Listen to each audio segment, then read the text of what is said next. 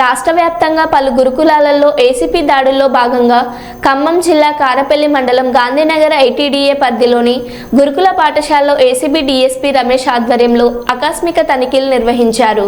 5వ తరగతి నుంచి ఇంటర్ వరకు చదువుతున్న ఈ గురుకులాలలో 680 మంది విద్యార్థులు ఉండగా పరిసరాలు పరిశుభ్రంగా లేకపోవడం పట్ల ఏసీబీ డీఎస్పీ అసంతృప్తి వ్యక్తం చేశారు. కొన్ని చోట్ల విద్యుత్ తీగల ప్రమాదకరంగా ఉన్నాయని, విద్యార్థులు ఉంటున్న గదులు బాత్రూంలకు తలుపులు కూడా సరిగా లేకుండా పలు చోట్ల అపరిశుభ్రంగా ఉండడం పట్ల అసహనం వ్యక్తం చేశారు. ఏసీబీ అధికారులతో పాటు ఫుడ్ ఇన్స్పెక్టర్లు, ఎడిటింగ్ అధికారులు, లీగల్ మెట్రాలజీ సిబ్బంది పాఠశాలల్లో తనిఖీలు నిర్వహించారు.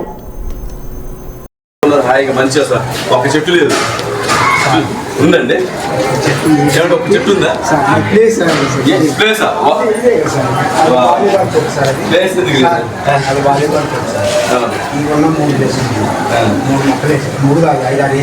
వేసిన అడ్డంకి వేసారా? ఎటు కాకుండా అది ఇంకోటి వచ్చా డైలీ ఉండదు కదా. అంటే రైట్స్కి మనిషి ఎక్కువ ఉండాల్సిన పని లేదు కదా. ఒక కర్రీకి ఉండాలా, తిప్పాలా, చాలా చేయాలి కదా. ఇచ్చినప్పటి ఇమ్మీడియట్గా తీసేసి వాళ్ళెవరు కోతులకు భయపడి మనం జాలి కొట్టేసేయండి. వీళ్ళకి ఇప్పుడు మీరు ఆలోచించండి, వాళ్ళకి గాలి ఎలా ఆడాలండి? ఒక 2 నిమిషాలు మనమే నిలబడలేకపోతున్నామే, వాళ్ళు ఎలా గాలి ఆడాలి? ఇంకోటి ఆ చీకటి ఉంది, ఒక బల్లి పడింది.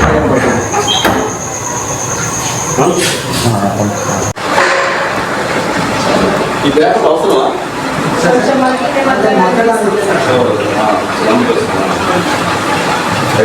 బాగుంది లోపల లోపలే సప్లై చేస్తారు.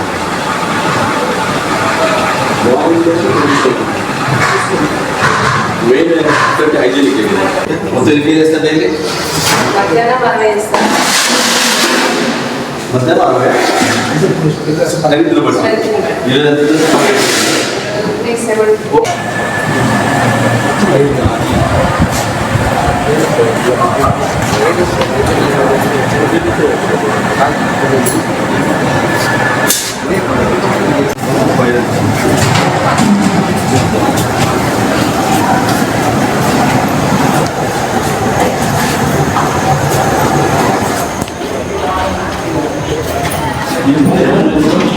ఈ ఈగల్ దాకా నీళ్ళు లేవా? మన వాటర్ మేడం మీరే ఈ ఈగల్ చూడండి, ఈగలంతా ఇబ్బంది కదమ్మా మేడం. ఈగల్ దాకా నేను చేయలేము మనం, చిన్న పనే కదా. ఏముంది ఇక్కడ అంతా ఈగలన్నీ రావడం వల్ల ఆ ఈగలేమో అక్కడ బాత్రూంలో, అక్కడ ఓపెన్ బాత్రూమ్ సార్ ఇది, అక్కడ ఈగలు అన్నీ తిరుగుతూ ఉంటాయి. మళ్ళీ అయితే మరో డైలీ వెళ్ళిపోవడం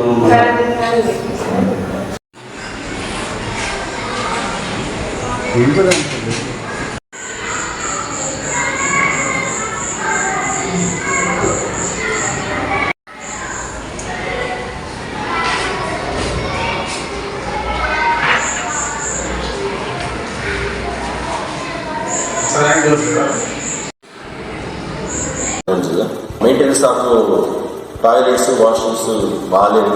చాలా ఇబ్బంది చోట్లకి రావడం లేదు. పిల్లలు కూడా వాటర్ క్యారీ చేసుకోవాల్సిన పరిస్థితి ఏర్పడుతుంది. ఇవన్నీ వీటితో పాటు కొంతమంది స్టాఫ్, అప్పుడు కన్సర్న్ వార్డన్స్ కానీ ఎవరు లేరు. ఒక వైస్ ప్రిన్సిపాల్ గారు ఉన్నారు. తర్వాత మేము వచ్చిన చాలా ప్రిన్సిపాల్ గారు వచ్చారు. ఈ ఇర్రెగ్యులారిటీస్ అన్నింటినీ రిపోర్ట్ తయారు చేసి మా పై అధికారులకి పంపిస్తాం.